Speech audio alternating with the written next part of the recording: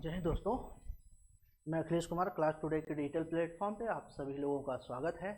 इस उम्मीद के साथ कि आप सभी लोग स्वस्थ होंगे, मस्त होंगे, बहुत ही अच्छे से अध्ययन कर रहे होंगे, है ना। तो चलिए फटाफट आज की क्लास से स्टार्ट करते हैं। हाँ, सीडीपी पेडागोजी की ये तो एक है, ये ठीक है सही।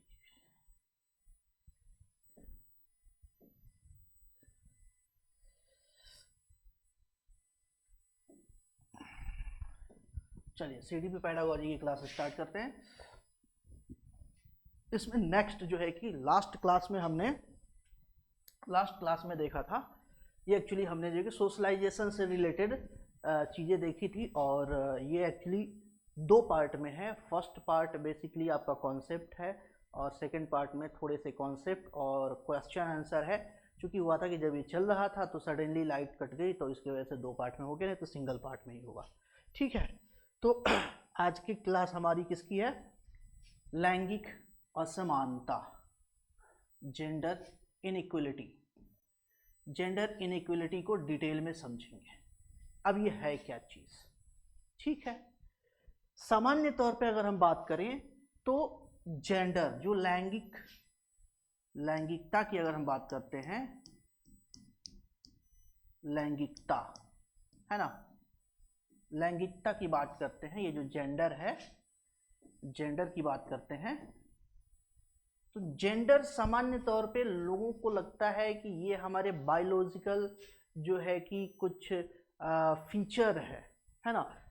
जबकि बायोलॉजिकल फीचर नहीं है, वो हम सेक्स की बात करते हैं कि किस सेक्स से हो, आप मेल हो या फीमेल हो, बाइसेक्चुअली आपका फीचर क्या है ना। तो वो आ जाता है आपका मेल एंड फीमेल में आ जाता है। तो सेक्स और जेंडर दोनों डिफरेंट चीज़ें। जो सेक्स है एक्चुअली ये बायोलॉजिकल टर्म है, जबकि जेंडर बात करें तो जेंडर एक सामाजिक संरचना है। ध्यान दीजिएगा इस बात को, ये बहुत इंपॉर्टेंट चीज़ है कि जेंडर क्या है, एक सामाजिक संरचना है, और इसी के आधार पर सारी चीज़ें होती है ना। जेंडर क्या है? एक सामाजिक संरचना। यहाँ पे लिखा हुआ होगा, लैंगिक असमानता का आधार स्त्री और पुरुष की जैविक बनावट नहीं है। तो स्पष्ट रूप से याद रखिएगा।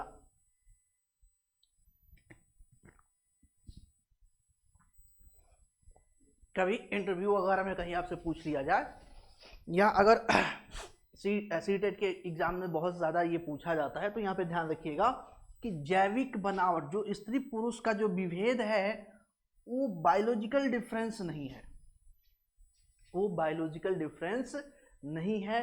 तो क्या है, बल्कि इन दोनों के बारे में प्रचलित रूढ़ छवियां हैं, जो इनके जो है कि कुछ कैरेक्टर्स, जो फीचर्स, जो विशेषताएं समाज के जो लोग हैं उन्होंने जो एक अवधारणा बना ली है कि स्त्री ऐसी ही होती है, पुरुष ऐसा ही होता है, वो धारणाएं हैं जिस आधार पर लैंगिकता का निर्धारण किया जाता है।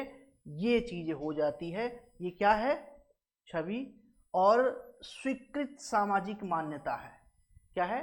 स्वीकृत सामाजिक मान्यता है। जैसे एक डायलॉग मारा जाता है फेमस, मर्द को कभी दर्द नहीं होता। क्यों?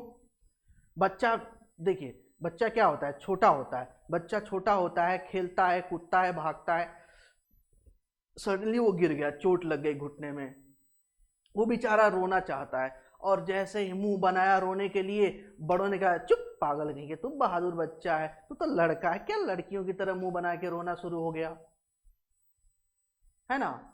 मुंह बना के लड़कियों की तरह क्या हो गया? रोना शुरू हो गया।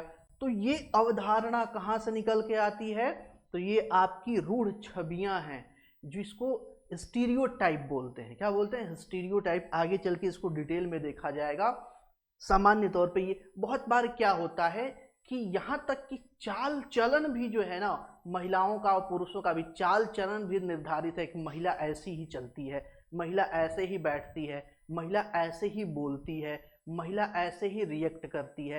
तो महिलाओं की तो बुद्धि ही कम होती है, लड़कियों की तो क्या होती है? बुद्धि ही कम होती है। तो ये एक रूढ़ छवि है ना। और पुरुषों में क्या, पुरुष ताकतवर होता है, पुरुष कभी रोता नहीं है, मर्द को कभी दर्द नहीं होता है। इस तरह की कुछ जो धारणाएं हैं, यही जो सामाजिक मान्यताएं हैं, जो अवधारणाएं हैं पहले से चली आ रही पूर्वाग्रह हैं, इन्हीं के बेस पे जेंडर को डिफाइन किया जाता है, मेन एंड फीमेल। हालांकि रंगों तक की बात, आगे चल के हम देखेंगे कि रंगों तक की बात, सामान्य तौर पे लोग कह देते हैं पिंक कलर लड़कियों का फेवरेट होता है, लड़कों का पता नहीं,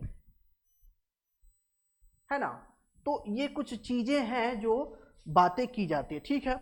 सामान्य तौर पे जो है कि महिलाओं के बारे में कहा जाता है कि महिलाएं घरेलू कार्य करती हैं, जैसे भोजन पकाना, साफ सफाई करना, घर की देख रेख करना, है ना, और कपड़े धोना, ये खाना बनाना, जबकि बाहर पुरुष जो है कि बाहर का काम करता है। ये सामान्य तौर पे जो है कि क्या है, अवधारणाएं हैं जो जेंडर के, हालांकि इसको थोड़ा सा अच्छे से और समझेंगे, है ना। लिंग का आधार श्रम विभाजन है, अब इसको थोड़ा सा समझते हैं। यहाँ पे ये एक्चुअली थोड़ा सा दिक्कत है, ये ब्लू करना चाहिए था, नेक्स्ट हो रखा है ना। चलिए यहाँ पे क्या बात किया जा रहा है कि लिंग का आधार क्या है, श्रम विभाजन है। यहाँ पे जैसे महिला को दिखाया गया है, महिला क्या जो है कि नर्स का भी काम कर रही है, केयर का भी काम कर रही है, देख रेख का भी काम कर रही है, बच्चे के पालन पोषण का भी कार्य कर रही है, खाना भी बना रही है, पानी भी लेके आ रही है, खाना बनाने के लिए लकड़ी भी लेके आ रही है। तो ये सारे महिला को क्या है, घर का काम करते हुए दिखाया गया है। अब ये धारणा आती कहाँ से है, ये धारणा बनती कैसे है? सामान्य तौर पे देखा जाए तो इस धारणा को बनना एक तरीके से कहिए कि कोइंसिडेंस है, कोइंसिडेंस है, या आप कह लीजिए कि एक जो बायोलॉजिकल फीचर है फीमेल्स के अंदर, कि वही नेक्स्ट जनरेशन को बर्थ दे सकती हैं। यानी कि बच्चे को जन्म देने का जो स्पेशल फीचर है वो सिर्फ महिलाओं के कारण पास है। इसी कारण से में भी जो है कि ऐसा होता है, इसी कारण से में भी ऐसा होता है कि उनकी धारणा ऐसी बन गई कि वो घर में रहें, घर की देखरेख करें और बच्चे पैदा करें, उनका पालन पोषण करें, उनको जो है कि देख रेख करें, पढ़ाई लिखाई, घर का काम ओवरऑल संभालें। अब समस्या क्या है, ये एक्चुअली धारणा निकलती कहाँ से? सामान्य तौर पे हम लोग जानते हैं कि हम लोग प्राचीन काल में जो है कि पाषाण काल की अगर बात करते हैं तो वहाँ पे क्या हम गुफाओं में रहते थे, घर हमारे पास होते नहीं थे, जंगलों में रहते थे, आदिवासी ग्रुप के फॉर्म में, ट्राइबल्स के फॉर्म में हम रहते थे। अब इस कंडीशन में होता क्या था, यही जो बायोलॉजिकल फीचर है फीमेल का, चाइल्ड बर्थ का। अब मान लीजिए कि 50 लोगों का ग्रुप है ना, 50 लोगों के ग्रुप में मान लीजिए 30 लोग महिलाएं हैं और 30 जो है कि पुरुष हैं, और उसमें बच्चे भी हैं, बूढ़े भी हैं, सभी हैं, है ना। तो इस कंडीशन में क्या हो गया कि मान लीजिए 30 जो है कि बुजुर्ग महिलाएं, बच्चे सब ये सब हैं, और 20 जो है कि युवा हैं जो शिकार पे जाएंगे, है ना। उसमें से मान लीजिए 30 में से 5 महिलाएं प्रेग्नेंट हैं, तो 5 महिलाएं प्रेग्नेंट हैं तो अब शिकार करने जा नहीं सकती हैं, डर बडर वन में भटक नहीं सकती हैं। अब नहीं भटक सकती हैं तो उनको एक सिक्योर प्लेस चाहिए, सिक्योर प्लेस चाहिए। तो 5 अगर प्रेग्नेंट है तो उनको ऐसे तो नहीं छोड़ा जा सकता कि बस 5 को छोड़ दो बाकी सब लोग चलेंगे साथ में, नहीं। उनको देख रेख के लिए क्या, अब वहाँ पे और महिलाएं भी रुक जाएंगी, साथ ही साथ वहाँ पे कुछ बुजुर्ग होंगे जो जानकार होंगे वो भी रुक जाएंगे, साथ ही साथ कुछ युवा पुरुषों को भी वहाँ रोका जाएगा कि हो सकता है जंगली आक्रमण, जंगली जो है कि जानवर क्या हुए, आक्रमण कर दिए तो इनका प्रोटेक्शन कैसे होगा, रख रखाव कैसे होगा। तो कुछ उसमें महिलाएं ताकतवर थी वो भी प्रोटेक्शन करेंगे, कुछ पुरुष होंगे वो भी जो है कि प्रोटेक्शन का काम करेंगे।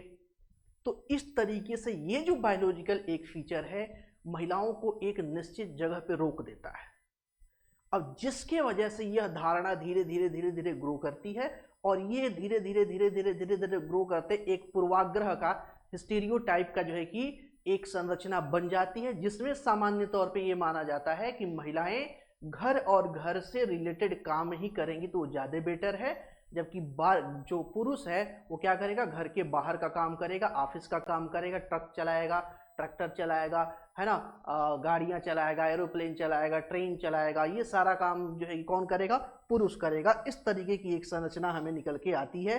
या तो महिला खुद जो है कि घर का काम कर ले या नौकरों से करा दे, ये सारी बातें यहाँ पे देखने को मिलती है, ठीक है। अभी हम एक्चुअली अभी हमने जेंडर के बारे में देखा, उसके पूर्वाग्रह के बारे में देखा, और ये जो वर्क डिवीजन है इसका बेस क्या है, कैसे बना, ये सारी बातें हमने देखा। अब इसमें आगे चल के देखते हैं। तो विभिन्न देशों में महिलाओं को मतदान करने का अधिकार प्रदान करने के लिए, अब देखिए क्या हुआ। सामान्य तौर पे महिलाओं की अगर हम बात करते हैं, तो हम अपने देश की अगर बात करते हैं तो वैदिक काल में देखते हैं, वैदिक काल में देखते हैं, तो वैदिक काल में हमें देखने को मिलता है कि महिला पुरुष समान थे, उनमें कोई भेद नहीं था। कर्मकांडीय पाठ में दोनों साथ में बैठते थे। सभा समिति विदत और गण ये संस्थाएं होती थी, उसमें महिलाएं जो है कि पाठ जो है कि करती थी, साथ में करती। ये उत्तर वैदिक काल में धीरे धीरे जो है कि विभेद और बढ़ता चला गया। महिलाओं से शिक्षा का अधिकार ले लिया गया, महिलाओं से अपने मन माफिक वर चुनने का अधिकार छीन लिया गया, उनको चार दीवारी में कैद कर दिया गया, उनको सिर्फ एक भोग्या की वस्तु जो है कि, या कह लीजिए कि यूज करने वाली वस्तु बना के घर में रख दिया गया, उसका उपयोग किया जाने लगा। और तब से ये धारणा लगातार जो है कि चलती आ रही है। हालांकि जब स्वतंत्रता आंदोलन चल रहा था हमारे देश में, तो स्वतंत्रता आंदोलन चलने में जो हमारा नेशनल राष्ट्रीय कांग्रेस की स्थापना होती है, साथ ही साथ महिला राष्ट्रीय कांग्रेस की भी स्थापना होती है। वो भी जो है कि बड़े लेवल पे जो है कि क्या करते हैं, आंदोलन वगैरह करते हैं, वो भी अपनी अधिकारों की मांग करते हैं, वो भी अपनी राजनीतिक इच्छा व्यक्त करते हैं, वो भी वोटिंग राइट की बात करते हैं, वो सारी चीज़ें जो है कि करते हैं। हालांकि जब ये आंदोलन चला तो महिलाओं ने हालांकि देखेंगे महिलाओं की भूमिका बहुत बड़े लेवल पर है। खैर उस साइड हमें नहीं जाना है, हमें सिर्फ जो है कि थोड़ा सा यहाँ पे बेसिक चीज़ें हमें बस जानना है, बेसिक चीज़ें। तो महिलाएं क्या करती हैं, बड़ी लेवल पे आंदोलन करती हैं।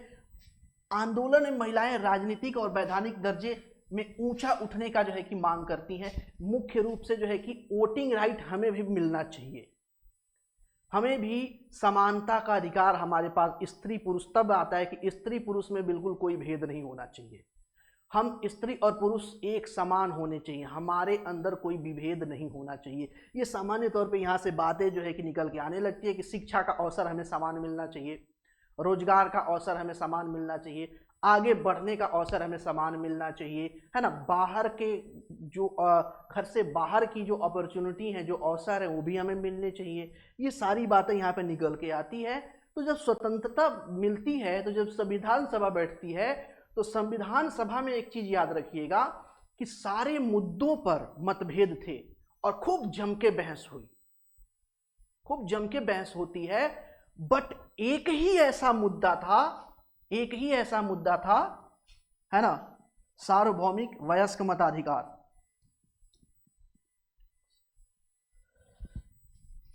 ज्यादा मोटा हो गया, ठीक है। एक ही ऐसा मुद्दा था, सार्वभौमिक वयस्क मताधिकार।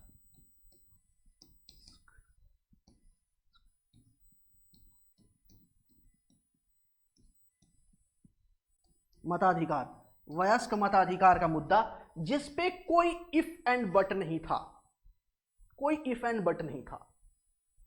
कोई बहस नहीं हुई। सबने सर्वसम्मति से कहा कि भाई देखो ये समानता की बात है, महिलाओं ने भी वही भूमिका निभाई है जो पुरुषों ने जो स्वतंत्रता संग्राम में निभाई है।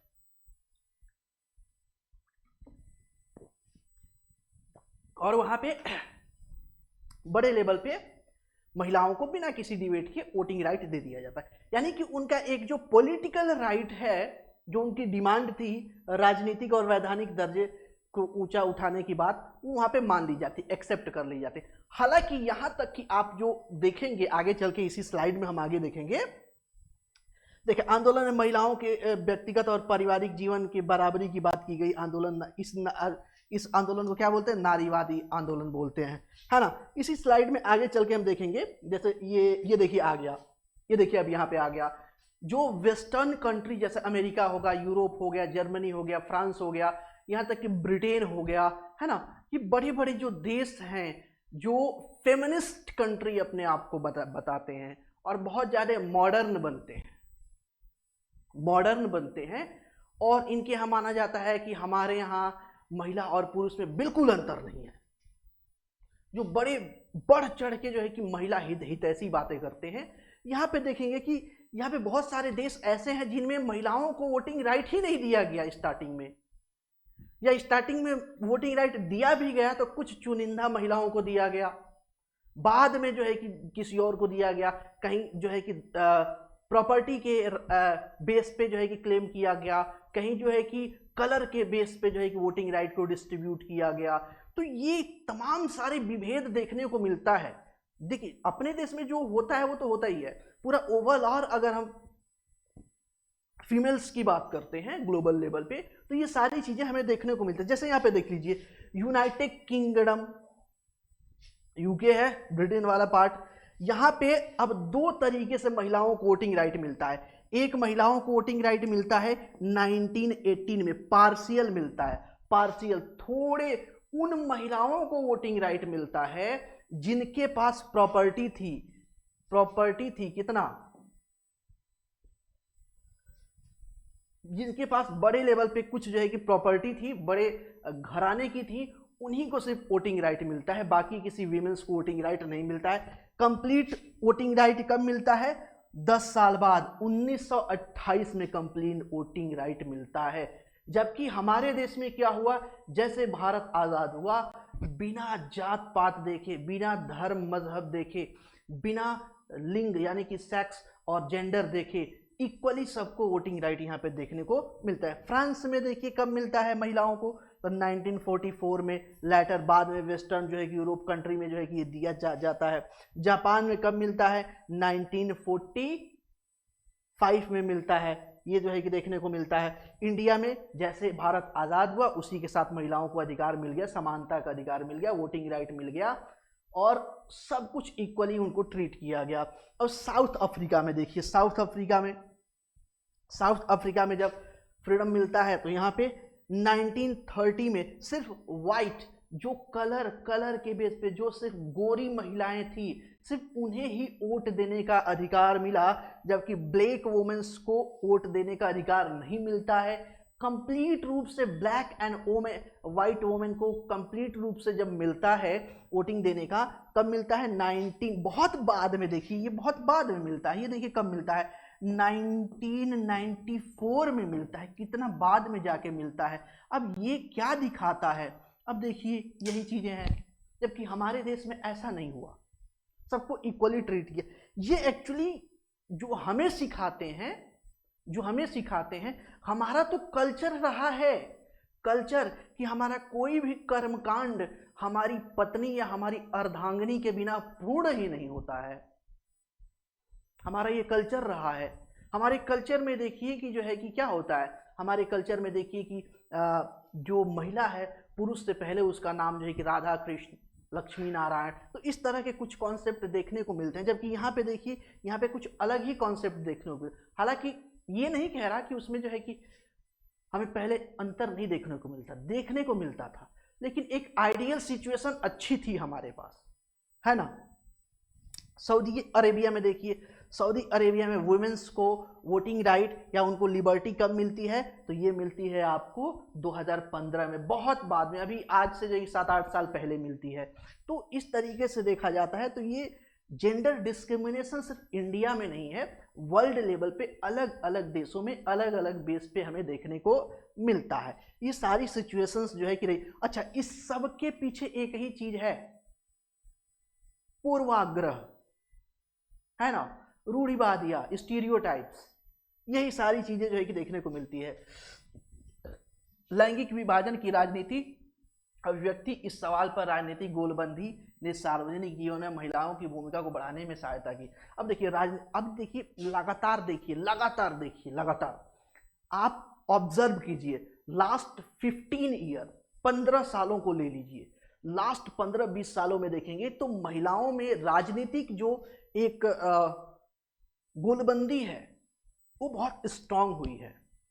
पहले कभी महिलाओं पे पॉलिटिक्स नहीं होता था, अभी महिलाओं पे अनाउंस और नॉन अनाउंस फॉर्म में, दोनों फॉर्म में जो है कि पॉलिटिक्स हो रहा है, जम के पॉलिटिक्स हो रहा है। पहले जो है कि तमिलनाडु में थी मुख्यमंत्री वहां की, वो महिलाओं के नाम पे जो है कि पॉलिटिक्स करती थी, पता चला चुनाव आने वाला है, महिलाओं को साड़ी बंटवा दी, है ना।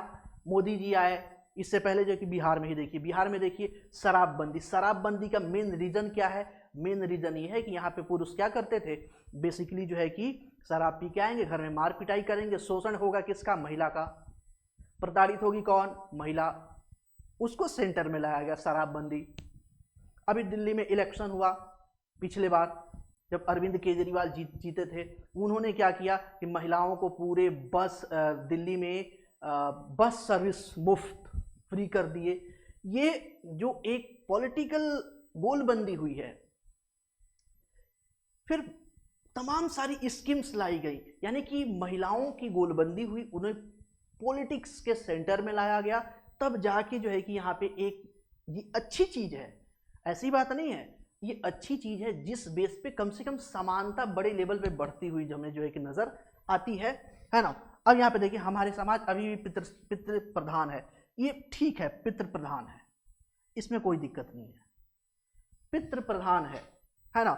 और अगर रियलिटी की बात किया जाए तो ये मतलब ऐसा कभी कभी लगता है, देखिए ये आइडियोलॉजिकल चीजें हैं जो हम बुक में पढ़ रहे हैं, ये आइडियोलॉजिकल चीजें हैं जो हम आपको पढ़ा रहे हैं, वो सारी बातें हैं, ठीक है, सारी बातें ठीक है, पर प्रैक्टिकल वे में कभी देखा जाए ना,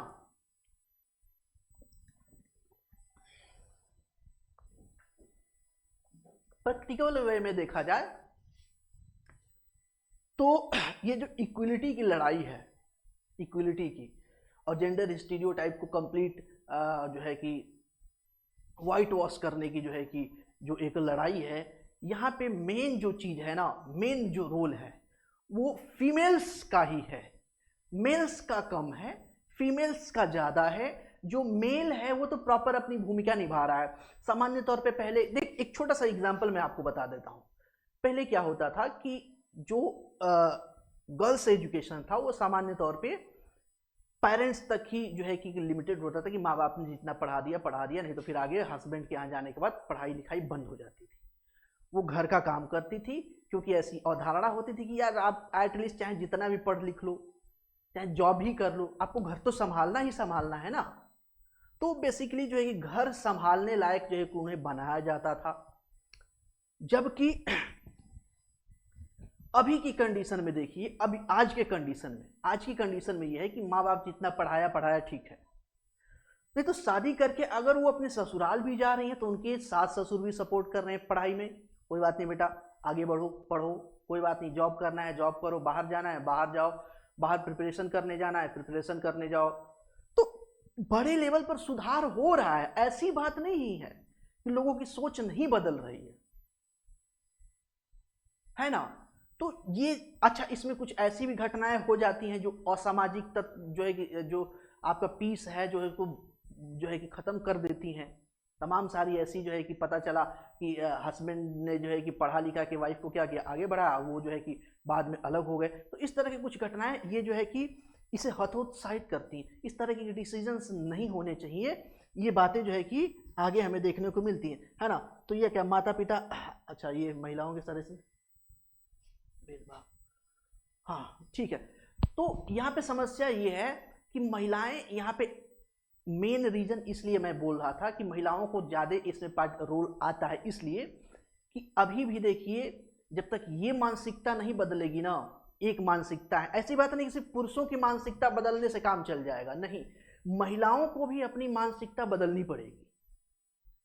जैसे क्या होता है, सामान्य तौर पे एक चीज देखा जाता है कि पुरुष चाहे आईएएस हो, पीसीएस हो, मिनिस्टर हो, कोई भी किसी भी पोस्ट पर हो, ये वो एक सामान्य लड़की से शादी कर सकता है, कर लेता है, और सोसाइटी उसे एक्सेप्ट भी करता है, हालांकि वो लड़की भी एक्सेप्ट करती है, कहीं कोई दिक्कत नहीं होती। बट अभी ऐसा कोई एग्जाम्पल हमें कोई आइडियल स्टेटस या आईटीएस कोई आइडियल कोई ऐसा स्टैंडर्ड देखने को नहीं मिलता है जिसमें कोई अच्छी हाई पोस्ट या हाई ग्रेड की लड़की किसी जो है कि नॉर्मल लड़के से शादी कर ले। सोसाइटी की तो बात ही छोड़िए, सोसाइटी तो बाद में बदलेगी ना, पहले लड़की तो खुद को बदले, लड़की खुद ही इस चीज को एक्सेप्ट नहीं करेगी। तो ये भी एक तरीके से स्टीरियोटाइप ही है, पूर्वाग्रह ही है ना। तो ये बदलाव जो है कि बड़े लेवल पे होगा तभी हो पाएगा। अच्छा ये क्या बोल रहा है, माता पिता अपने संसाधन लड़के, हाँ यहाँ पे कहा यह जाता है कि माता पिता को क्या चाहिए कि जो भी उसके पास रिसोर्सेज है उतने लड़के और लड़की जो भी हैं दोनों पे इक्वली जो है कि खर्च करे, जितना लड़के को पढ़ा रहा है उतने लड़की को भी पढ़ाए और उतना ही फैसिलिटी जो है कि लड़की को भी दे। बट यहाँ पे दिक्कत ये हो जाती है कि यहाँ पे एक स्टीरियोटाइप थिंकिंग ये आ जाती है कि गर्ल्स इज आवर रिस्पॉन्सिबिलिटी, हमारी क्या है, लड़कियां क्या है, हमारी जिम्मेदारी है, और उन्हें पढ़ा लिखा के चाहे हम कुछ भी बना दे वो दूसरे घर चली जाएंगी, जबकि बेटा हमारे साथ जिंदगी भर रहना है। हालांकि आज की सिनेरियो में ये भी थॉट टूट रहा है क्योंकि लड़कों के शादी के बाद भी पता चल रहा है कि बड़े लेवल पर जो है कि ओल्ड एज होम का कल्चर बढ़ता जा रहा है। इसका मतलब कि लड़के भी इस चीज की श्योरिटी नहीं है कि वो आपके बुढ़ापा में सहारा बनेंगे, बल्कि लड़की जो है कि आज के टाइम में देखेंगे लड़की देखेंगे तो वो ज्यादा हेल्प कर रही है माँ बाप की बुढ़ापे में, जबकि लड़के के शादी के बाद से प्रॉब्लम शुरू हो जा रही है। ठीक है, अब ये देखिए सामान्य मजदूरी से संबंधित अधिनियम, अब ये क्या है, यहां पे देखेंगे तो जो आपका कॉन्स्टिट्यूशन है, संविधान के आर्टिकल 39D या इसको 39 घ भी बोला जाता है, घ, यहां पे एक बात कही गई है कि जो महिला और पुरुष हैं एक समान कार्य के लिए एक समान वेतन दिया जाएगा उनको। अब यहां समस्या क्या होती है, समस्या यहां पे क्या होती है, देखिए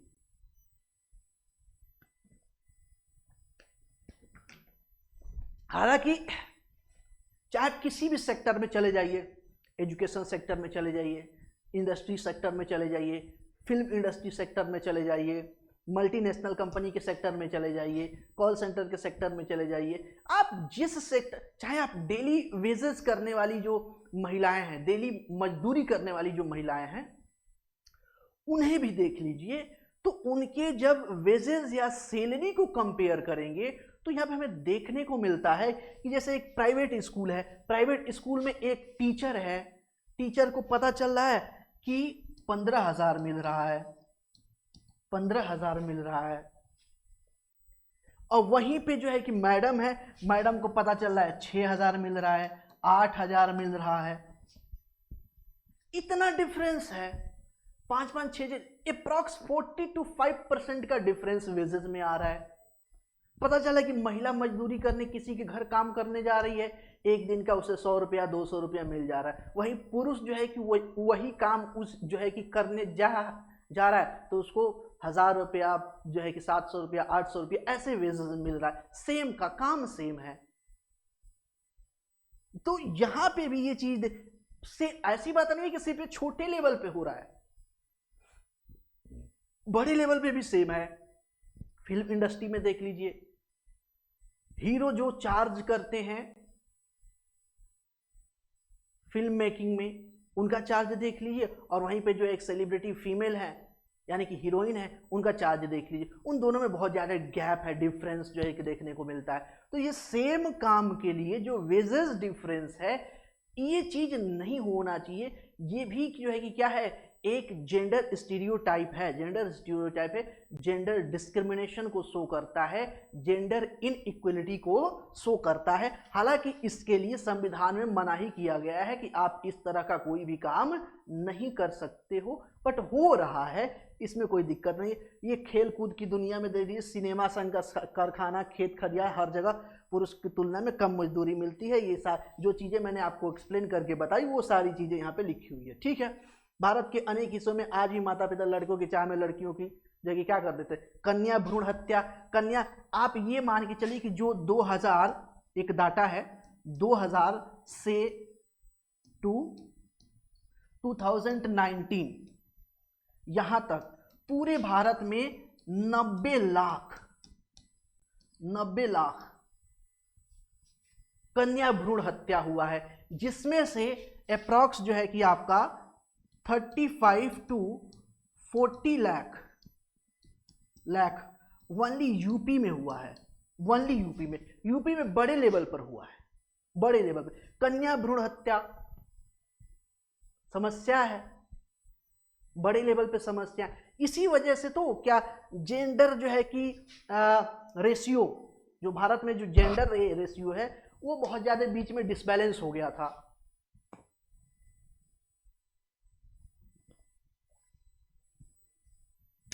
डिसबैलेंस हो गया था मतलब ये था कि 1000 लड़कों पे पता चला कि 93 जो है कि लड़कियां हैं, 7 लड़के कहाँ जाएंगे भाई। हालांकि अब ये धीरे धीरे ये जो जेंडर गैप है, ये जो कि अंतर है, ये फील हुआ है, खत्म हुआ है। अप्रॉक्स जो है कि नियरेस्ट अबाउट जो है कि सही हुआ है रेशियो, लेकिन फिर भी ये चीजें जेंडर स्टीरियोटाइप को दिखाता है। तमाम सारी जो है कि हमारी प्रथाएं हैं, कल्चर रहा है ना। पता चला कि पहले दूध पिलाने के बहाने क्या किया जाता था, बच्चियों को मार दिया जाता था। किसी पता चला कि कोई कम्युनिटी है प्रॉपर, वहां पे जो है कि क्या है, जैसे ही बच्ची पैदा हुई कुछ नहीं करना, बच्ची को सबसे पहले माता रानी का दूध पिलाएंगे। माता रानी का दूध पिलाने के चक्कर में जो है कि कढ़ाई में ले गए और कढ़ाई में दूध भरा हुआ है, उसी में बच्ची को डाल दिए। अब वो दूध पिएंगी कि उसी में दूध पी के मर जाएंगी, है ना। तो इस तरह की कुछ परंपराएं भी हमारे जो है कि समाज का भाग रही हैं।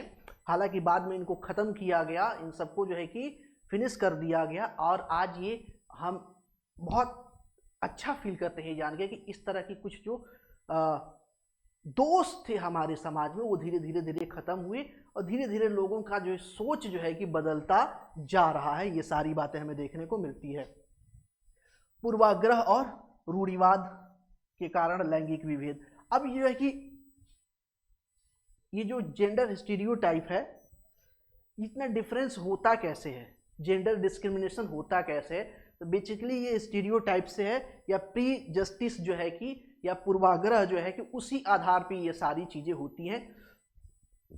और पूर्वाग्रह क्या क्या होता है मैंने सामान्य तौर पे एक बार पहले आपको बताया है, एक बार फिर से बता देता हूं। पूर्वाग्रह ये माना जाता है कि जो पुरुष है, जो लड़का है, वो लड़की की तुलना में मजबूत होता है, जबकि लड़की पुरुष के तुलना में कमजोर होती है, यह माना जाता है। पुरुष ज्यादा बलशाली होता है, महिला कमजोर होती है। पुरुष के पास ज्यादा दिमाग होता है, महिला के पास कम दिमाग। देखो आजकल तमाम सारे रील देख लो ना भाई, रील देख लो, लोग माइक लेके पहुंच जाते हैं। अच्छा चलो आज हम बताते हैं कि जो है कि लड़कियों का दिमाग कहाँ होता है, घुटने में होता है। एक सवाल पूछे, जवाब नहीं, अच्छा लड़कियों का दिमाग भाई लड़कियों का दिमाग घुटने में क्यों होता है? यही तो साबित कर रहा है ना, लड़कियों के पास दिमाग नहीं होता। भाई दिमाग तो उसके पास भी होता है, उनका सोचने का नजरिया अलग है, उनका सोचने का जो है कि तरीका अलग है, आपके सोचने का तरीका अलग है। ये माना जाता है कि जो है कि जो पुरुष होते हैं वो इमोशनली ज़्यादा जो है कि मजबूत होते हैं, जबकि महिलाएं इमोशनली जो है कि कमज़ोर होती हैं, वो बात बात पे दो देती हैं। पुरुष को रोना नहीं चाहिए, पुरुष को तकलीफ नहीं होती है। ये तमाम सारी जो है कि मान्यताएं हैं। साथ साथ ये भी मान्यताएं कि देखो भैया पुरुष है तो पुरुष मतलब क्या है, सामाजिक सुरक्षा की गारंटी है, जबकि महिला जो है कि सामाजिक सुरक्षा की गारंटी नहीं है। पुरुष है तो आर्थिक सुरक्षा की गारंटी है, महिला आर्थिक सुरक्षा की गारंटी नहीं है। ये तमाम सारी जो है कि क्या है, पूर्वाग्रह है, रूढ़िवादियां हैं। ये सबसे बड़ी रूढ़िवादी तो ये है, सबसे बड़ी रूढ़िवादी तो ये है कि हमारा वंश सिर्फ पुरुष से बढ़ता है, लड़के से बढ़ता है, बेटे से बढ़ता है, लड़की से नहीं बढ़ता है। जबकि भाई वंश तो दोनों से बढ़ रहा है ना, लड़के से भी बढ़ रहा है और लड़की से भी बढ़ रहा है। अच्छा यहाँ पे कुछ ज्यादा फेमिनिस्ट लोग आ जाते हैं, वो बोलते हैं कि अच्छा तो फिर ये भी होना चाहिए क्या, पुरुष सिर्फ जो है कि अपने माँ बाप के शव के साथ जो है कि क्या कहते हैं कब्रिस्तान, या फिर क्या बोलते हैं कि दाह संस्कार जहाँ पे होता है श्मशान घाट, वहाँ पे क्यों जाएगा, महिला को भी जाना चाहिए। भाई देखिए अब यहाँ पे जाएंगे ना, तो यहाँ पे जाएंगे तो अब चीजें थोड़ी सी यहाँ पे अलग हो जाती हैं।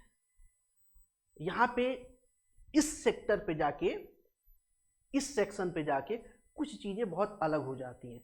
तो इस सेक्शन पे हम यहाँ पे बहस नहीं कर सकते, और ये यहाँ पे इसको थोड़ा सा साइड लाइन करते हैं, ठीक है। फिर कभी ऐसा मौका मिला किसी टॉपिक पे जो इससे रिलेट करता है तो वहाँ पे उसको और डिटेल में थोड़ा सा जो है कि समझा जाएगा, क्योंकि यहाँ पे अगर इस चीज़ को ला देंगे तो ये ज़्यादा टाइम टेकिंग हो जाएगा, फिर दिक्कत हो जाएगी। ठीक है। सामान्यतः पूर्वाग्रह एवं रूढ़िवादियों के कारण लैंगिक विभेद दिखाई पड़ता है ना। पहनावे, खिलौने, रंग, देखिए पहनावे के आधार पर, खिलौनों के आधार पर तमाम सारे, लड़का बोलता है, लड़का पापा गुड्डा चाहिए, गुड्डा गुड्डा, गुड़िया चाहिए, गुड़िया से खेलना। बेवकूफ कहीं के, पागला है क्या? गुड्डी से खेलेगा, गुड़िया से खेलेगा? ये सब लड़कियां करती है ना। तमाम सारे लड़के होते हैं, चलो हम खाना पकाने वाला काम जो है खेलेंगे। अच्छा, खाना पकाने वाला काम, ये सब खेलोगे तुम? लड़की हो तुम, यही सब सीखोगे? तो ये सारी चीजें यहां से आ जाती हैं। रंगों का, रंगों मैंने बताया ना, पता चला कि एक सामान्य सी हमारे सोसाइटी की एक जो है कि पूर्वाग्रह है कि जो पिंक कलर हो लड़कियों का फेवरेट होता है। ये एक जो है कि चीज है। घरेलू सामग्री, व्यवसाय आदि को विशिष्ट लिंग से जोड़ दिया गया है। घरेलू काम, घरेलू सामग्री, ये किसके जिम्मे है? महिलाओं के जिम्मे है ना, दर्शाता है। ठीक है, ये सारी बातें मैंने यहाँ पे बता दी है। जब किसी व्यक्ति, जाति, वर्ग या वस्तु के बारे में कोई ऐसी धारणा बन जाती है जो वास्तविकता से परे हो, रूढ़िवादी धारणा कहलाती है। अब ये देखिए, अब यहाँ पे थोड़ी सी इस लाइन को जो है ना मैं करेक्ट करना चाहूंगा। ऐसी बात नहीं है कि जो आज धारणा गलत है वो कल सही नहीं थी, और जो आज धारणा गलत है वो आने वाले कल में भी सही रहेगी। ये चीज थोड़ी सी गड़बड़ है। देखिए, हो सकता है आज हम ये सारी चीजें पढ़ रहे हैं, आज के परिवेश में, आज के सोसाइटी में, आज के इन्वायरमेंट में ये चीजें गलत है। इसको हम क्रिटिसाइज भी करते हैं, इसकी आलोचना भी करते हैं, इसे एक्सेप्ट भी नहीं करते हैं, इसमें सुधार भी करें। लेकिन एक टाइम तो था ना कि सही थी। हाँ, आज के परिप्रेक्ष्य में गलत है। तो इसमें कहने का मतलब यह है कि वो सारी अवधारणाएं जो आज के परिप्रेक्ष्य में गलत है, आज के परिप्रेक्ष्य में गलत है, तो वो सारी चीजें कहां पे आ जाएंगी आपकी? तो बाधाएं, रूढ़िबद्ध धारणाएं होंगी। वो जेंडर स्टीरियोटाइप होगा। ठीक है, ये चीजें यहां पे, जैसे सामान्य तौर पे क्या हो गया? सामान्य तौर पे स्कूल है, स्कूल में कोई गेस्ट आ गया, कोई विजिटर अधिकारी ऑफिसर आ गया, या कोई भी आ गया, और इस कंडीशन में पता चला कि जो स्कूल का इन्वायरमेंट है, जो प्रिंसिपल है या जो टीचर है, वो उनकी देखरेख के लिए, केयर के लिए, उनकी होस्टिंग के लिए, नाश्ता पानी कराने के लिए, या गीत संगीत के लिए, या स्वागत गीत के लिए सिर्फ महिलाओं को, सिर्फ लड़कियों को आगे कर दे। तो इसका मतलब ये हुआ कि वो स्कूल प्रशासन ये मान रहा है, वो ये पूर्व धारणा से ग्रसित है कि ये सारा काम महिलाओं का है, ये सारा काम महिलाएं ही सही से करेंगी, इसीलिए ये सारा काम उन्हीं को देना चाहिए, है ना। जैसे खान पान संबंधी, सेवा संबंधी लड़कियों को नियुक्त करना, यह उस शिक्षक की रूढ़िबद्ध धारा को दर्शाता है, धारणा को दर्शाता है। ठीक है, सेम चीजें हैं। पूर्वाग्रह का संबंध किससे? पक्षपात से। जैसे ही पूर्वाग्रह बनेगा वैसे ही आप जो है कि बायस हो जाएंगे, जेंडर बायसनेस आप में शो हो जाएगा। जैसे पिछले जो है कि स्टेटमेंट में हमने देखा कि जेंडर बायसनेस जो है कि शो हो रहा था। एक कोई गेस्ट आया और उस गेस्ट को सर्व करने के लिए फीमेल्स को ही अपॉइंट किया गया, तो इसका मतलब ये हो गया कि वो जेंडर बायसनेस को शो कर रहा है। टीचर जो भी है स्कूल कॉलेज में, वो जेंडर बायसनेस को शो कर रहा है। ठीक है, इसमें पूर्व के विचारों के आधार पर किसी से भेदभाव किया जाता है। सामान्यतः ये सारी बातें मैंने ऑलरेडी आपको बता दी है। हमारे समाज में लैंगिक भेदभाव का कारण पूर्वाग्रह भी है। उदाहरण के लिए, लड़के लड़कियों से अधिक बुद्धिमान होते हैं। जैसे मैंने ऑलरेडी ये सारी बातें मैंने आपको बता दिया है। और ये माना जाता है कि जो लड़कियां हैं लड़कों से ज़्यादा ईमानदार होती हैं। ये सामान्य तौर पे कुछ धारणाएं हैं, जबकि ऐसा कुछ भी नहीं है। ये व्यक्ति विशेष की कैरेक्टर पे डिपेंड करता है ना, यानी कि स्पेशल कैरेक्टर पे डिपेंड करता है एक पर्सन के। ठीक है, अब यहाँ पे जैसे मान लीजिए कि स्कूल में कोई गेम हो रहा है, जैसे रेसलिंग हो रही है, कबड्डी हो रहा है, क्रिकेट हो रहा है, फुटबॉल हो रहा है, वॉलीबॉल हो रहा है, और इसके लिए टीम बनाई जा रही है, और टीम बनाई जा रही है, डिस्कशन चल रहा है, और डिस्कशन में ज़्यादातर जो है कि लड़कों को अपॉइंट किया जा रहा है, या फिर ज़्यादातर लड़कों से प्रश्न किया जा रहा है, उन्हीं से पूछा जा रहा है, उन्हीं से बात विचार किया जा रहा है, लड़कियों को कम मौका दिया जा रहा है। तो कम मौका दिया जा रहा है, इसका मतलब कि वह टीचर जो भी है या वो जो पैनल जो भी है, जो सेलेक्टर का पैनल है, वो जेंडर बायसनेस शो कर रहा है, यानी कि लैंगिक विभेदता, विभेद या भेदभाव को शो कर रहा है। वो पूर्वाग्रह से ग्रसित है कि wrestling, kabaddi, football, volleyball, cricket इस तरह के खेल लड़कियों के लिए नहीं है, इसीलिए वो लड़कियों को इन्वॉल्व कम कर रहा है। ठीक है, ये सारी बातें यहाँ पे बातें हो रखी हैं। विद्यालय में गायन और नृत्य प्रतियोगिता के लिए विद्यार्थियों को तैयार करते समय लड़कियों को आगे कर देना, है ना। जैसे मान लीजिए कि कोई कॉलेज में फंक्शन हो रहा है, कॉलेज में जैसे बहुत सारे कल्चरल प्रोग्राम होते रहते हैं, तो कल्चरल प्रोग्राम में पता चला कि सिर्फ लड़कियों को चूज कर दे कि यही गाना गाएंगी, यही डांस भी करेंगी, यही नृत्य संगीत करेंगी, यही स्वागत गीत भी गाएंगी, ये भी जो है कि सरस्वती वंदना भी गाएंगी, और बाद में जो है कि ये मंच पे आके जो हमारे गेस्ट हैं उनके लिए भी मनोरंजन के लिए यही डांस गाना यही सारा काम करेंगी, कल्चरल प्रोग्राम करेंगी। तो ये क्या शो कर रहा है कि आप जेंडर बायसनेस को शो कर रहे हैं, आप पूर्वाग्रह से क्या है, ग्रसित है। ठीक है, जबकि सामान्य तौर पे जो कल्चरल प्रोग्राम होते हैं उसमें ये कोशिश किया जाता है कि लड़के और लड़कियों का रेशियो इक्वल रखा जाए, ताकि एक मैसेज जाए कि नहीं, लड़के और लड़की इस कॉलेज में, इस स्कूल में इक्वली ट्रीट किए जाते हैं, किसी के साथ भेदभाव नहीं किया जाता है, कोई जेंडर बायसनेस शो नहीं किया जाता है। ये सारी बातें यहाँ पे हो जाएंगी। ठीक है, यह कहना कि लड़कियों को घरेलू कार्य का ज्ञान, सामान्य तौर पे लोग कहते हैं ना कि भाई देखो, एक बात बोली जाती है कि भाई लड़कियां पढ़ लिख के क्या करेंगी, लास्ट में जाके बच्चे पैदा करना है, घर संभालना है, खाना बनाना है, हस्बैंड को देखना है, कपड़े देखना है, घर की साफ सफाई देखना है, यही सारा तो काम करना है। ये भी क्या है, पूर्वाग्रह है, ये भी बायसनेस शो कर रहा है, ये भी रूढ़िबद्धता को प्रदर्शित कर रहा है कि लड़कियां सिर्फ क्या होती हैं, घर का काम करने के योग्य होती हैं।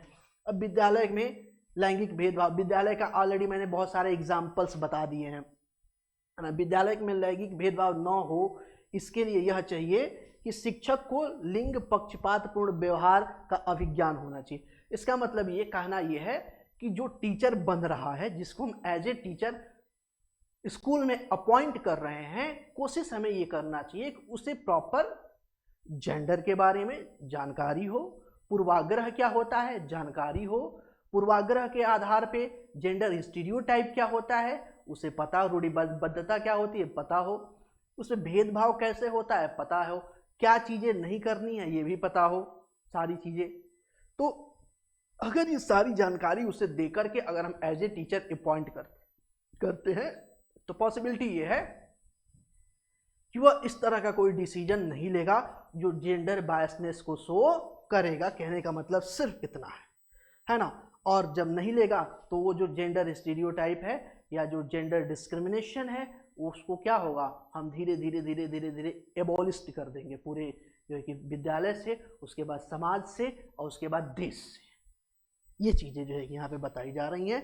ये सेम चीज़ें हिंदी में भी है, सेम चीज़ें आपकी इंग्लिश में भी है, एक भी पॉइंट इधर उधर नहीं है। ठीक है, अब देखिए, शिक्षकों को लैंगिक पूर्वाग्रह एवं रूढ़िबद्धता से ऊपर उठकर सभी छात्र छात्राओं को पढ़ाई, खेलकूद, विद्यालय समारोह आदि में समान अवसर उपलब्ध कराना चाहिए। जो लोगों को लगता है कि रेसलिंग महिलाओं का काम नहीं है, दबंग मूवी देखिए, दबंग मूवी फोगाट सिस्टर्स की कहानी है ना।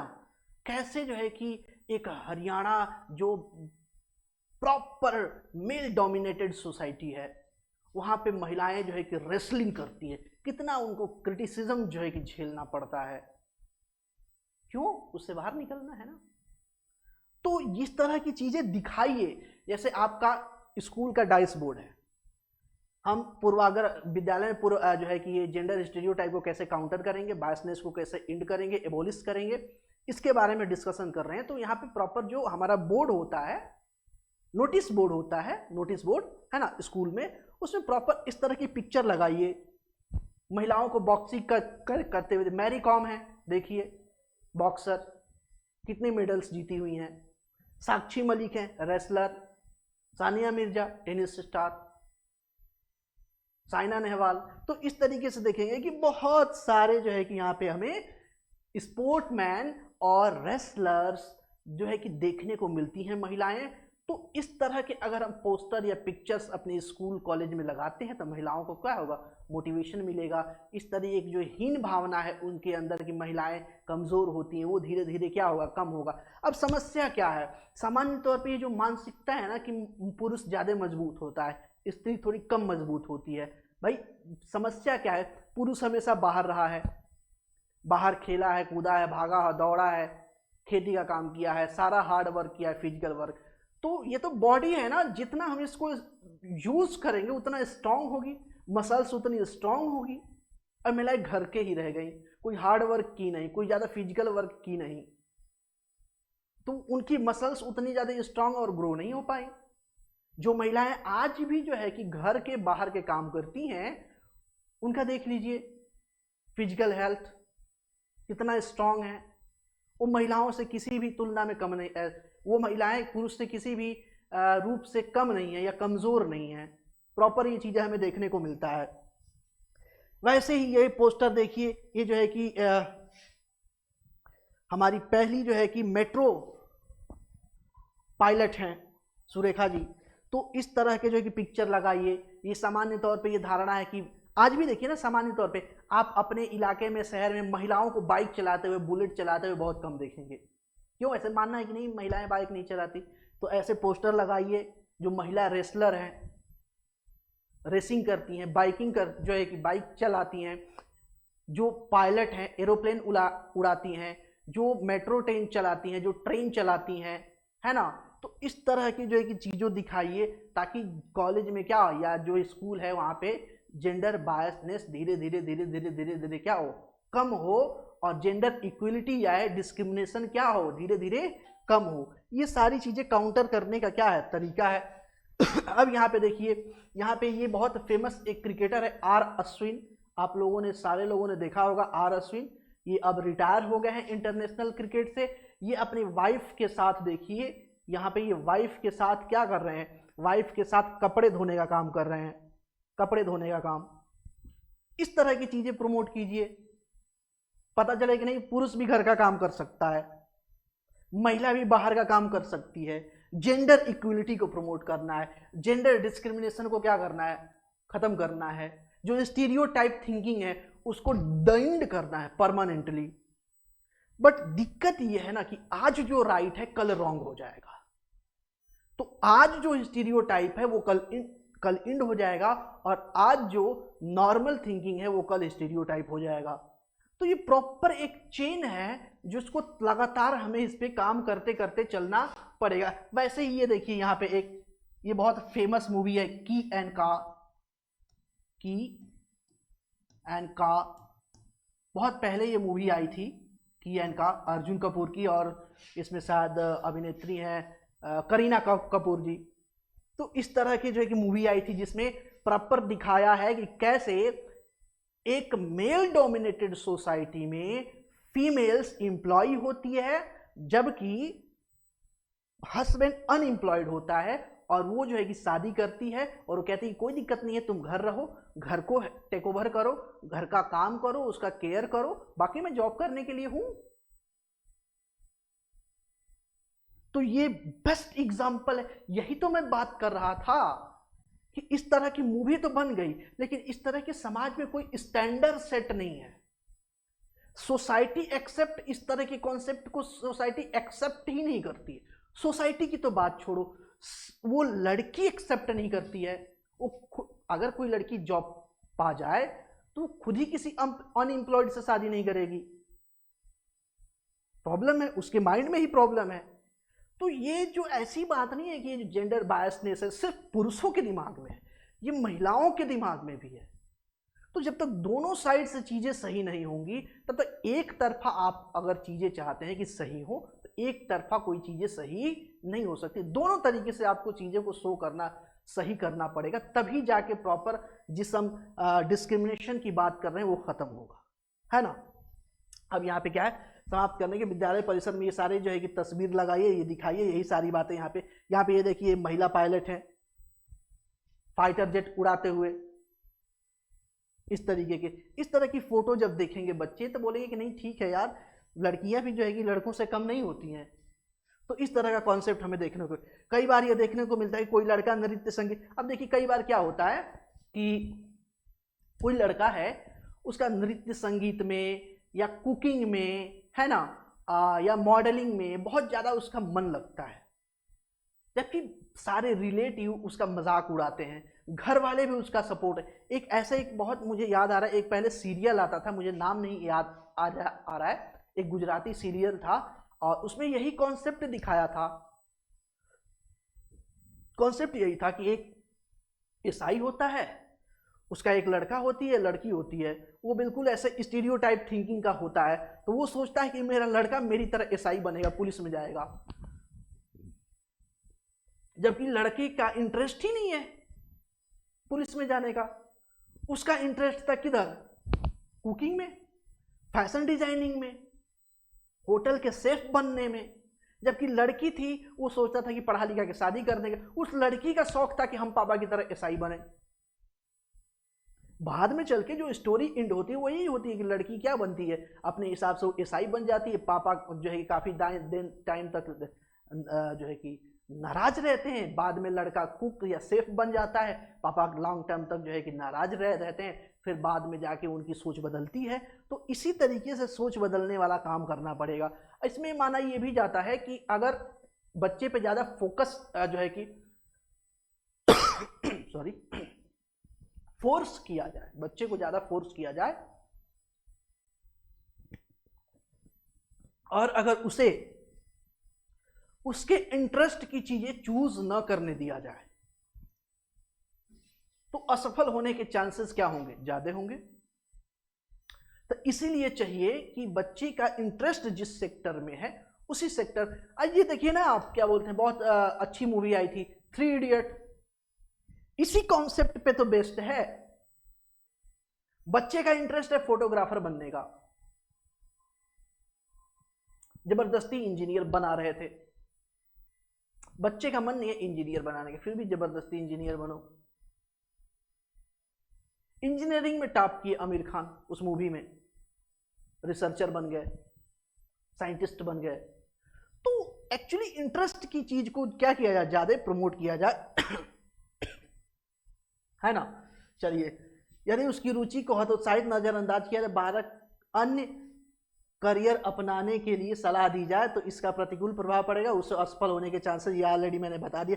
लड़कियों में माना जाता है कि उन्हें जीव विज्ञान और गृह विज्ञान, होम साइंस, बायोलॉजी और होम साइंस में ज़्यादा जो है कि उन्हें फेवर दिया जाता है कि आप होम साइंस कर लो, आगे चल के यही तो करना है, आप बायोलॉजी जूलॉजी पढ़ लो, आगे चल के यही तो करना है। बहुत कम लड़कियों को प्रमोट किया जाता है मैथ और जो है कि फिजिक्स और केमिस्ट्री की तरफ।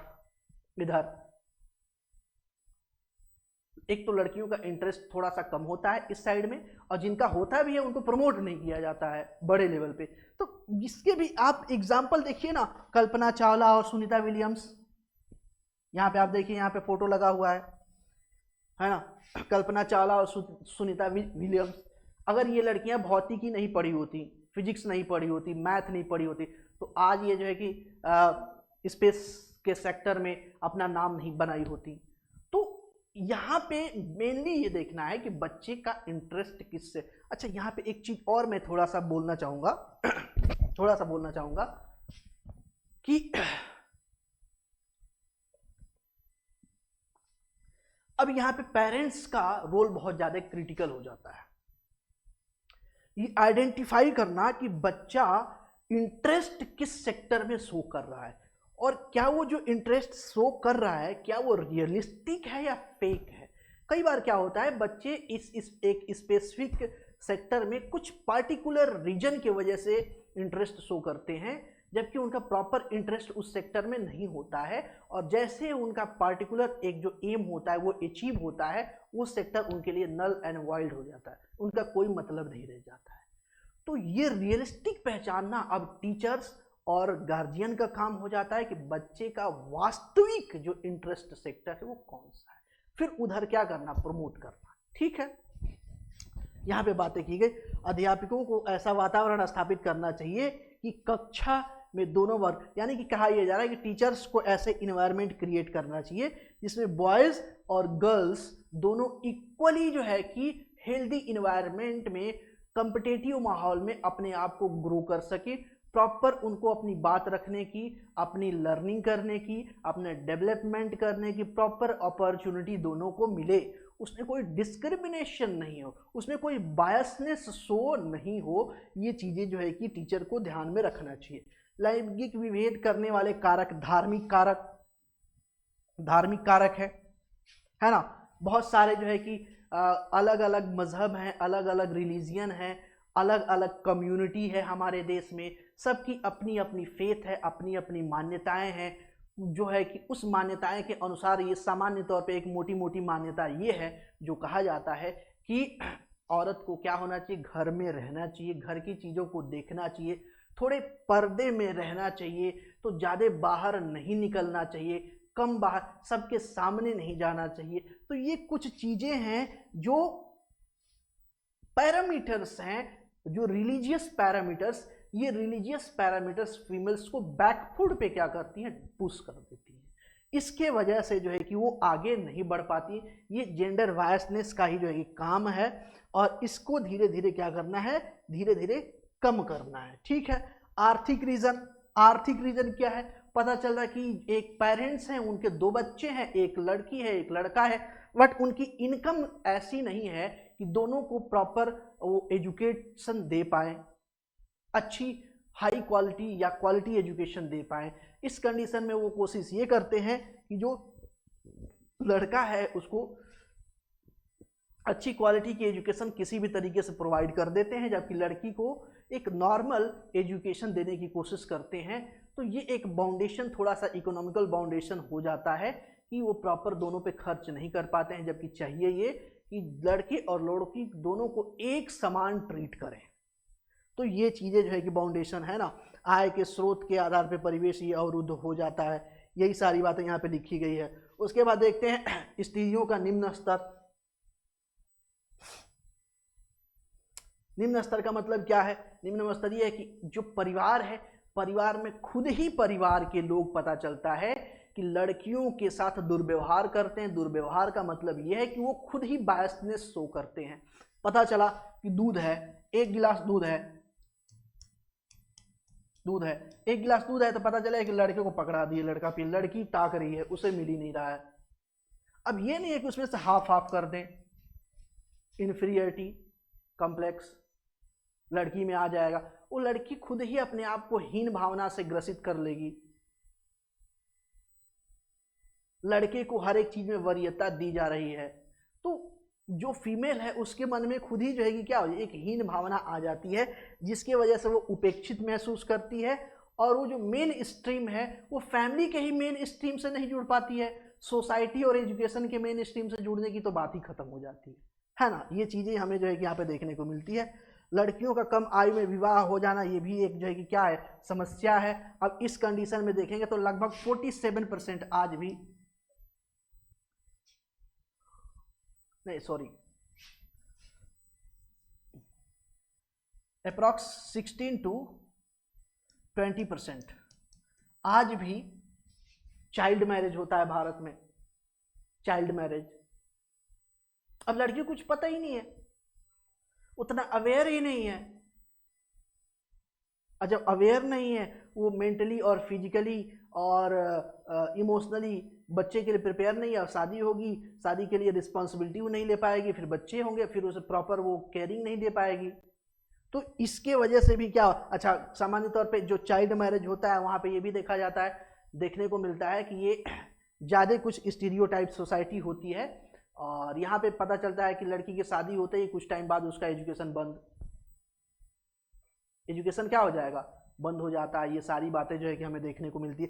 अभी जस्ट इसके आगे वाले सेक्टर में जब हम एजुकेशन देखेंगे तो एजुकेशन में इस चीज को और अच्छे से हम वहां पे देखेंगे, समझेंगे थोड़ा सा, है ना। ठीक है। हाँ, मनोवैज्ञानिक कारण, शिक्षा के प्रति कभी कभी लड़कियों की मनोवैज्ञानिक धारणा संकीर्ण होती है। संकीर्ण होती है कि क्या, लड़कियों को भी लगता है कि यार क्या करना है ज़्यादा पढ़ लिख के, पापा पैसे वाले हैं, पढ़ लिख के कहीं भी शादी करने, पढ़ने लिखने कोई फ़ायदा है भी नहीं। वो भी समाज में देखती ही हैं, आसपास देखती ही हैं महिलाओं का, अपनी माँ का, अपनी भाभी का, बहन का, दीदी का, भाई, जो भी बुआ है उनका जो है कि बिहेवियर देखते हैं तो उन्हें लगता है कि यार क्या फ़ायदा पढ़ के, लास्ट में तो हमें ये घर का चूल्हा चौका ही करना है। तो उन पे भी एक मनोवैज्ञानिक दबाव होता है कि ज़्यादा पढ़ लिख के क्या होगा, बस इतना पढ़ लो कि हमारी शादी हो जाए ठीक ठाक घर में, बस बात खत्म। अच्छा, सामान्य तौर पे कुछ समय पहले तक जो लोग एजुकेशन की तरफ फीमेल्स को ले जाते थे, उनका मेन मोटो भी यही होता था कि यार लड़की इतनी पढ़ लिख ले कि ठीक ठाक घर में शादी हो जाए बस। लड़की की भी यही धारणा थी, उसके पेरेंट्स की भी यही धारणा थी। तो यही चीज़ों को क्या करना है, ख़त्म करना है ना। यही सारी चीज़ें क्या है, जेंडर बायसनेस। तो ये जेंडर बायसनेस का चैप्टर क्या हो गया, एंड हो गया। और इससे आपको 1 से 2 क्वेश्चंस सीटेट में श्योर एंड सर्टेन आपको मिलेगा, पक्का मिलेगा। और बहुत आसान सा टॉपिक है, बहुत आसान सा टॉपिक। अब इस तरह के कैसे क्वेश्चंस पूछे गए हैं, इसको फटाफट थोड़ा सा देख लेते हैं। राज्य स्तर की एकल गायन प्रतियोगिता के लिए विद्यार्थियों को तैयार करते समय एक विद्यालय लड़कियों को वरीयता देता है। लड़कियों को क्या करता है, वरीयता देता है। यह दर्शाता है जैसे सिंगिंग की जो है कि प्रतियोगिता है, और सिंगिंग की प्रतियोगिता में जो कॉलेज जो स्टेट लेवल पे सिंगिंग का कंपटीशन है, उसमें अपने कॉलेज से एक लड़की को चूज करके आगे प्रमोट करता है। ठीक है, ये क्या शो करता है, तो ये शो करता है आपका लैंगिक पूर्वाग्रह, जेंडर बायसनेस। क्या शो करता है, जेंडर बायसनेस, कि लड़की गाना बजाना ही करती हैं, साज सज्जा ही करती हैं, डेकोरेशन का काम ही करती हैं, घर के काम के लिए ही होती हैं, इसी सारे काम के लिए होती हैं, है ना। चलो आगे देखते हैं। दूसरा क्वेश्चन क्या है, विद्यालय में लिंग भेदभाव से बचने का सर्वोत्तम तरीका हो सकता है, क्या हो सकता है, पुरुष एवं महिला शिक्षकों को समान संख्या में भर्ती करना, विद्यालय में लिंग भेदभाव को दूर करने के लिए नियम बनाना और कड़ाई से उसका पालन करना, संगीत प्रतियोगिता के लिए लड़कियों की अपेक्षा लड़कों का चयन करना, शिक्षकों द्वारा उनके लिंग पक्षपातपूर्ण व्यवहार का अभिसंज्ञान। देखो भैया, अभिसंज्ञान मतलब यहाँ पे ऑप्शन क्या होगा, डी। क्या ये सारी चीजें तो तब होगी ना जब शिक्षक के पास जेंडर डिस्क्रिमिनेशन का नॉलेज होगा, जेंडर डिस्क्रिमिनेशन और स्टीरियोटाइप का नॉलेज होगा, तब तो वो सारी चीजें करेगा ना। तो सबसे पहले क्या है कि टीचर्स के पास इसकी जानकारी होनी चाहिए, और टीचर्स के पास ये जानकारी होगी तो वो करने से क्या करेगा, बचेगा। Option number D. Question number third क्या बोलता है, मोनिका जो गणित की शिक्षिका है राधिका से एक प्रश्न पूछती है, राधिका से कोई उत्तर न मिलने पे वह तुरंत मोहन के, अच्छा यहाँ पे देखिए, यहाँ पे सिर्फ क्वेश्चंस है, उसके नीचे क्या है आपके ऑप्शन है। यहाँ क्वेश्चन पढ़ लेते हैं, ऑप्शन उसके बाद करेंगे। अब एक पेज पे नहीं आ रहा था इसलिए मैंने नहीं किया। उत्तर न मिलने पे तुरंत मोहन से दूसरा प्रश्न करती हैं। जब उसे महसूस होता है कि मोहन उत्तर बताने में संघर्ष कर रहा है तो वह अपने प्रश्न के शब्दों को बदलती हैं। मोनिका क्या यह प्रवृत्ति यह दर्शाती है कि वह क्या है ना, अपने सवाल के प्रति थोड़ा घबरा गई हैं। भाई घबराने वाला ऐसा कुछ सवाल है नहीं, ये गलत है ना। मोहन का पक्ष लेकर लिंग भूमिकाओं में रूढ़िवादिता को बढ़ावा दे रही हैं। राधिका को किसी उलझनपूर्ण स्थिति में डालना नहीं चाहती, ये गलत है, ये गलत है, ये नहीं है। इस तथ्य से पूर्णतः परिचित है कि राधिका सवालों के जवाब देने योग्य नहीं है। नहीं, वो एक्चुअली उनको ऐसा लगता है कि अब यहां पे ये देखेंगे तो उनको ऐसा लगता है कि मोहन दे सकता है। जब आप थोड़ा सा अगर शब्द बदल दें, शब्द बदल ही तो रही है ना, तो वो क्या कर रही है, वो शब्द तो राधिका के समय भी बदल सकती थी लेकिन वहां पे नहीं बदली, जबकि मोहन के साथ आने के, जब मोहन जो है कि क्वेश्चन का आंसर नहीं दे पाया तो यहाँ पे क्वेश्चन के शब्दों को क्या की, इजी कर दी थोड़ा ताकि समझ पाए। इसका मतलब ये हुआ कि ऑप्शन नंबर बी, मोहन का पक्ष लेकर लिंग भूमिकाओं में रूढ़िबद्धता को क्या कर रही है, वो बढ़ावा दे रही है, यानी जेंडर बायसनेस शो कर रही हैं। ऑप्शन नंबर बी इसका क्या होगा, करेक्ट हो जाएगा। ठीक है, क्वेश्चन नंबर 4 देखते हैं। कक्षा कक्ष में जेंडर विभेद, gender discrimination in the classroom. अब क्लासरूम में जेंडर डिस्क्रिमिनेशन क्या है, विद्यार्थियों के निष्पादन को प्रभावित नहीं करता है। अच्छा, शिक्षार्थियों के ह्रस्वोन्मुख प्रयासों अथवा निष्पादन का कारण बन सकता है। ठीक है, may lead to decline effort और परफॉर्मेंस ऑफ लर्नर्स। ठीक है, पुरुष शिक्षार्थियों में वृद्धि उन्मुख प्रयासों अथवा निष्पादन का कारण बन सकता है। यहां पे देखिए, निष्पादन को प्रभावित नहीं करता है, ये करेगा, ये गलत है, हो गया है ना।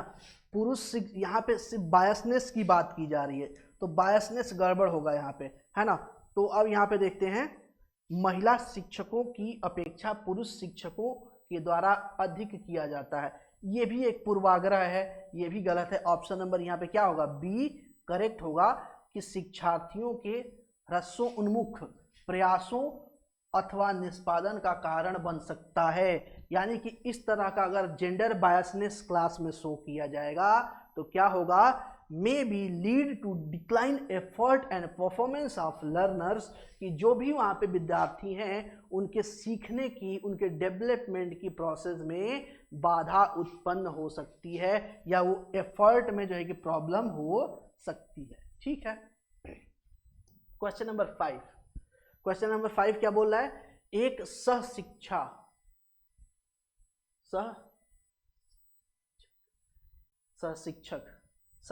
होना चाहिए यहाँ पे, सशिक्षक कक्षा में लड़कों से शिक्षा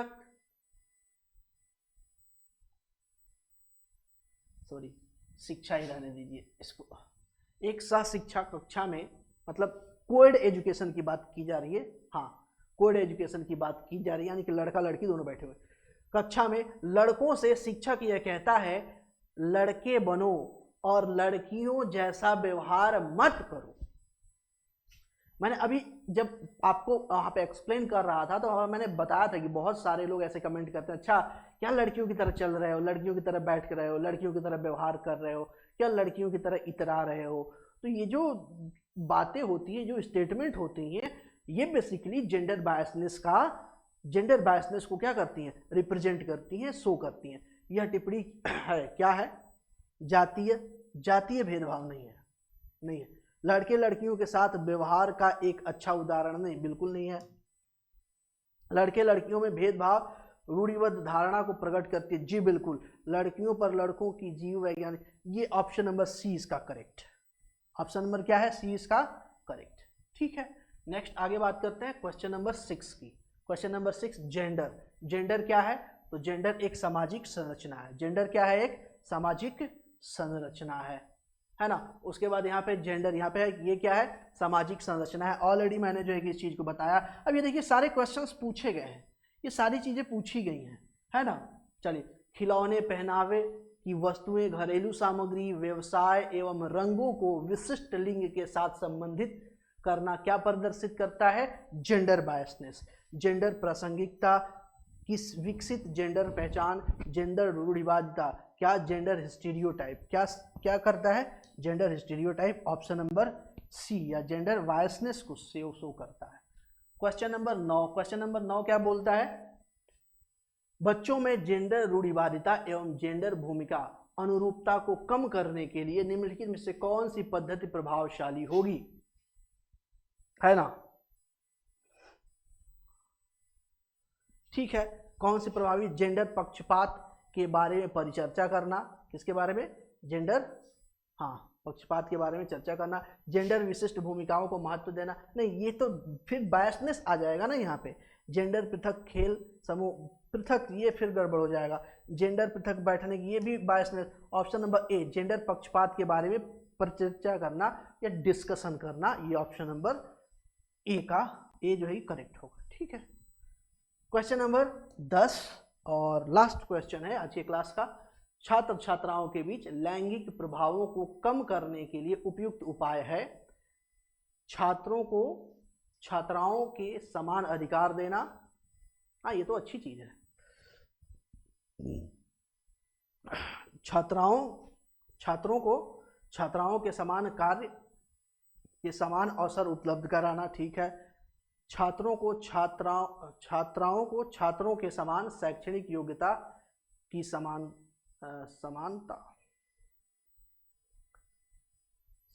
अवसर उपलब्ध कराना, अवसर होना चाहिए, समान अवसर उपलब्ध कराना, यहाँ पे भी सेम होना चाहिए, है ना। तो इसमें से देखा जाए तो ये भी सही है, ये भी सही है, ये भी सही है, सब में समानता की बात की गई है, तो सब में समानता की बात की गई, तो ये ऑप्शन नंबर डी हो जाएगा, ए बी और सी तीनों चीज क्या है, सही है। इस तरीके से हम जेंडर के जो प्रभाव हैं उसको कम कर सकते हैं, जेंडर बायसनेस को कम कर सकते हैं, जेंडर स्टीरियोटाइप जो सोच है उसको कम कर सकते हैं। ठीक है, तो आज की क्लास में इतना ही, मिलते हैं आपसे नेक्स्ट क्लास में, आज के लिए धन्यवाद।